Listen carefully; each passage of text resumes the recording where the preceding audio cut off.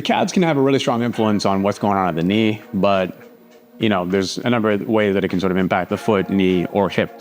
And so for some people, just spending some time breaking down a bit of that tension first before we do anything can be really helpful. So what we're gonna be looking for is just a dumbbell in this case, or you can use a kettlebell, anything with a handle. The weight doesn't matter. The only time that the weight's gonna matter is this, depending on the dumbbell set that you have, the head of the dumbbell can be bigger or smaller.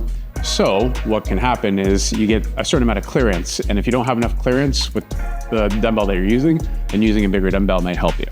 So in this case, I'm doing okay in terms of clearance. I can sort of keep my foot off the ground and I can get pressure as soon as I get my leg on there. So that's what I'm gonna do. I'm gonna be looking to scour the calves. Now, for most people, working on your calves is pretty uncomfortable.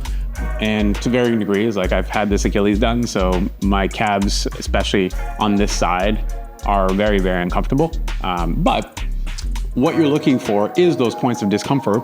And the point is not pain. The point is that if we spend some time on them, the pain should start to be more tolerable. Like the intensity should go down. So what I'm gonna be looking for is usually for a lot of people, it's either sort of near the foot, up the back of the leg here. That's gonna be very much Achilles territory, but also high on the calves, around the knee on both sides. So especially on the outsides. So kind of right here below my knee, this sort of chunk. And then on the outside, the matching sort of portion, it might be a little different for some people. There's no tension going on in some areas. You might notice one calf is different from the other. That's cool. So you spend the time on the one that gives you the most discomfort and you see if that starts to dissipate.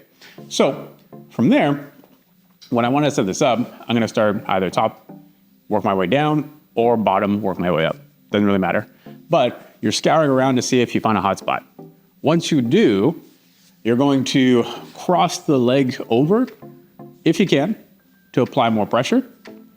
And you can use your hands to support you. And all you're going to do is just point the foot away, then point it towards you. And you're just spending some time feeling that sort of move across the handle.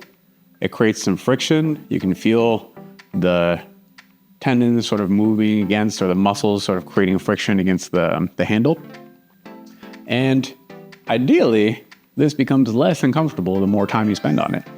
Now, if I want to get, let's say, the inside of my calves, I just turn my foot, then I cross and I apply pressure. I just spend some time working there.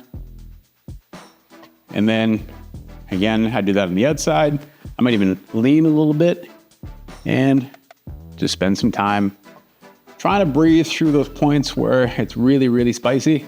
So nice deep breath into the nose, out through the nose. Might just stop and just apply pressure.